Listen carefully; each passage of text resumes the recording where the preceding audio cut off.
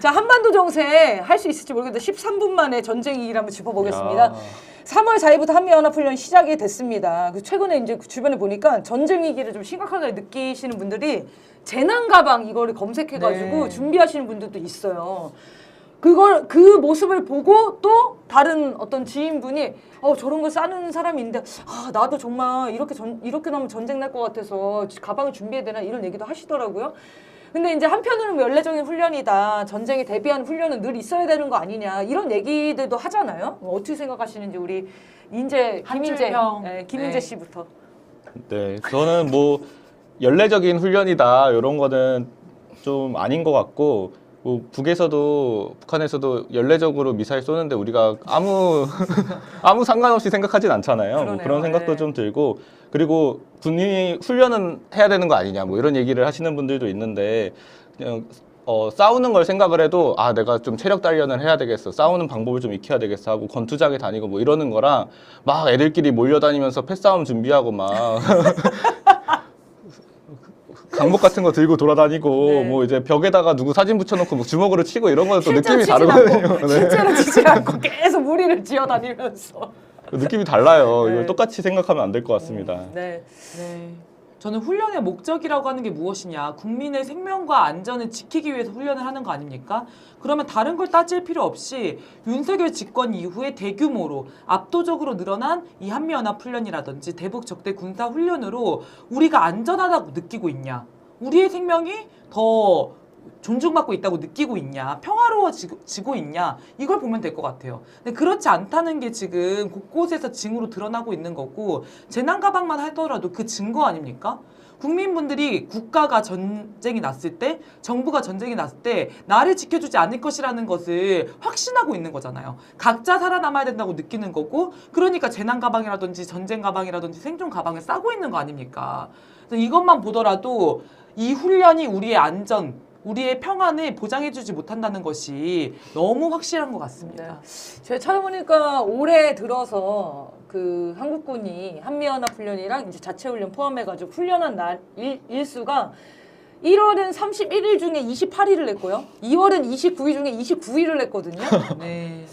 이 정도면은 매일매일 훈련이라는 건데 그 훈련이 진짜 자체 뭐 그냥 일상적인 훈련이라면 군인들은 훈련을 하는 게 맞으니까 저는 그런 거는 괜찮은데 도대체 이 훈련들에 미국, 일본, 호주, 인도까지 초대해가지고 같이 연합훈련을 한다는 거 그리고 정확하게 북한을 대상으로 하는 훈련 입장 바꿔 생각하면 간단한 거잖아요. 북한이 중국과 러시아랑 같이 연합해가지고 남한을 점령 수복하는 훈련을 한다고 생각해보세요.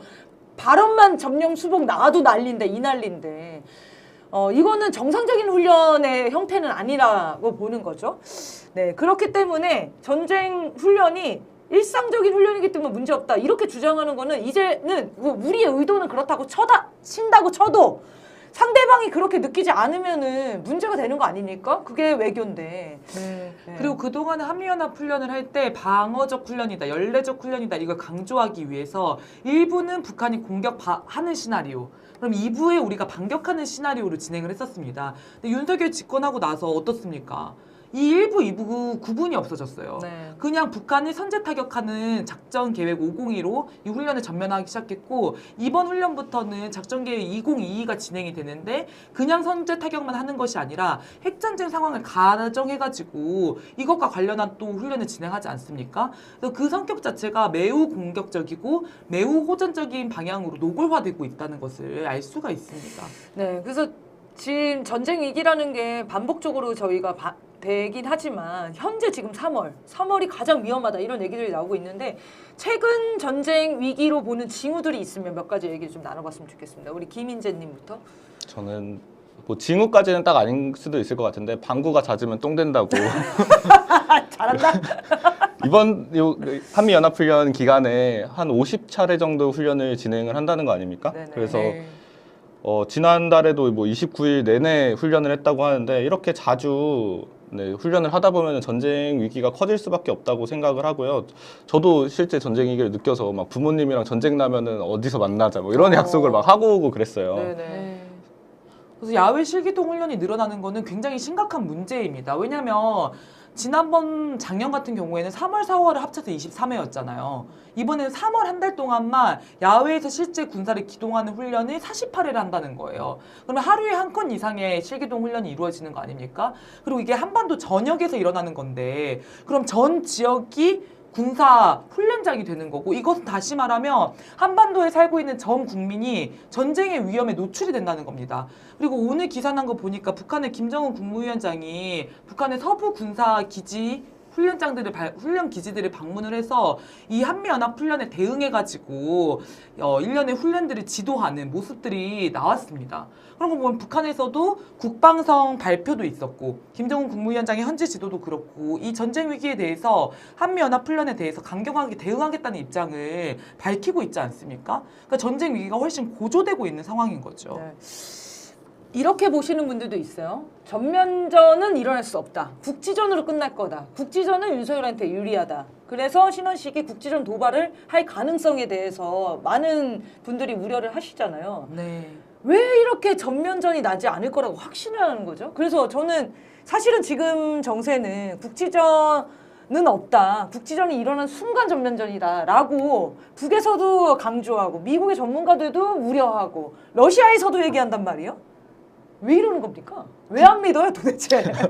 저는 국지전을 하고 싶은 강한 열망이 있기 때문인 것 같아요. 국지전만. 네.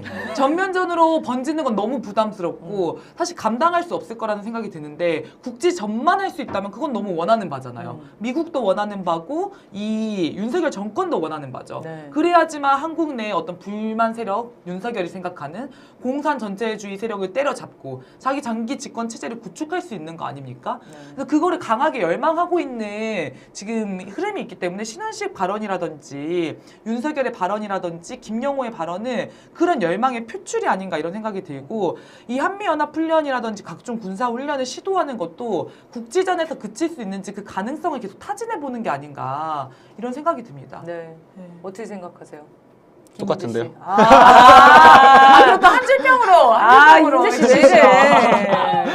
똑같습니까? 네, 뭐 근데 전쟁이라고 하는 게 그렇지 않습니까? 이게 국지전에 그친다. 전면전으로 간다. 얼만큼 확대된다. 누가 얼만큼 죽는다. 이거는 아무도 예측할 수 없는 거지 않습니까? 우리가 뒤에서 이스라엘 팔레스타인 얘기도 원래 하려고 준비를 했었는데 전쟁이 나면 어떤 참상이 어떤 피해가 발생할지는 그 누구도 예측할 수가 없는 겁니다. 국지전이냐 전면전이냐 국지전으로 끝날 거니까 안전하다. 너무 걱정할 필요가 없다. 이런 식의 이야기들은 국민들을 놓고 생각해보면 아무 도움이 되지 않는 거죠. 저는 그래서 3월 지금 올해 3월의 전쟁기가 좀 다르게 느껴지는 거는 북한의 주장이에요. 북한이 실제로 전면전을 수행할 수 있는 능력을 갖춘 거잖아요. 근데 그게 맞습니다. 일반 재래식 전쟁이 아니고 실제로 핵을 사용해서 핵을 실용화해서 전쟁에 사용하겠다고 시험도 다 했고 그 현장 배치도 끝났고 실전 준비가 끝난 상황이라고 발표를 하는데 이걸 안 믿어. 만약에 내가 진짜 북한이 그런 능력이 있겠어? 근데 이건 정신승리 아닙니까? 만약에 그게 사실이라면. 이게 약간 반북 의식과도 좀 네. 관련이 있는 것 같아요. 북한이 전쟁에서 승리할 수 있다고? 자기들도 뭐 피해봤는데 뭐 네. 이런 얘기도 해요. 한국과 미국보다 압도적인 어떤 뭐 핵능력을 발휘할 수 있다고? 설마 이런 북한에 대해서 무시하고 북한의 군사력에 대해서 현실과 동떨어진 인식을 갖는 게 또 이어지는 문제가 아닌가 싶고요. 저는 러시아와 우크라이나 생각도 많이 나더라고요. 전쟁이 일어나기 전에 우크라이나가 계속 나토에 힘입어가지고 동진을 계속 시도하지 않았습니까? 러시아를 자극하고 그래서 러시아에서 계속 경고했어요.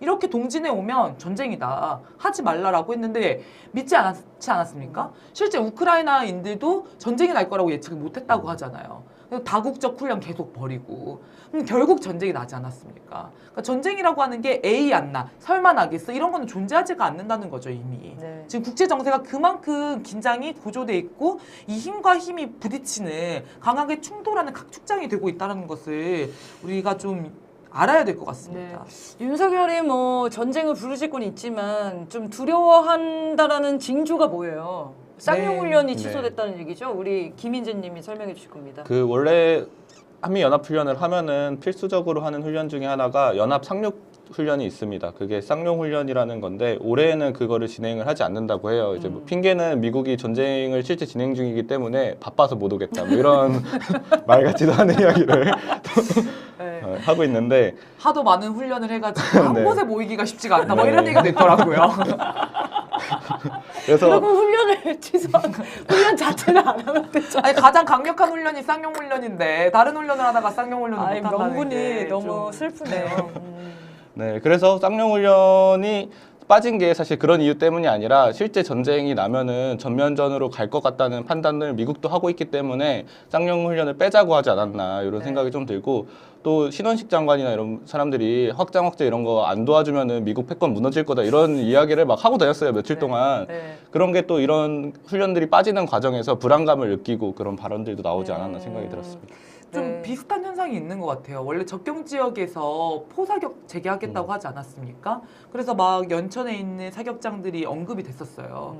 근데 지금 그 훈련도 실시하지 않기로 했다는 거잖아요. 그러니까 이런 걸 보면은 어쨌건 국지전 정도에서 그쳤으면 하는 바람과 이게 전면전으로 실제 가서 미국 본토까지 공격당하는 그런 위험천만한 상황이 될까봐 불안해하는 마음 이것이 공존하고 있는 것 같습니다. 그래서 저는 미국이 원하는 그림은 결국 윤석열이라고 하는 전쟁 돌격대가 앞장을 서서 우크라이나처럼 국지전을 이제 감당을 하고 미국은 뒤에 서서 자기 패권을 그냥 유지하는 이 그림을 계속 원하는 것 같아요. 네. 그래서 윤석열을 탄핵하는 것이 한반도의 평화를 지키는 데는 굉장히 결정적인 문제다 이런 생각이 듭니다. 그래서 덧붙이면은 그런 데서 되게 중요한 정보가 북한의 의도는 무엇인가를 객관적으로 판단할 수 있는 능력, 있는 그대로 볼 수 있는 그런 관점, 그런 분석을 많이 해주는 선넘사를 많이 볼 수 있다라는 생각이 들었습니다. 널리 퍼날라 주십시오. 네, 어쨌든 3월에 이 전쟁 위기를 막을 수 있는 유일한 방법은 윤석열을 빨리 끌어내릴 수 있게 국민들의 반전 평화, 민심들을 모아내는 것 같습니다.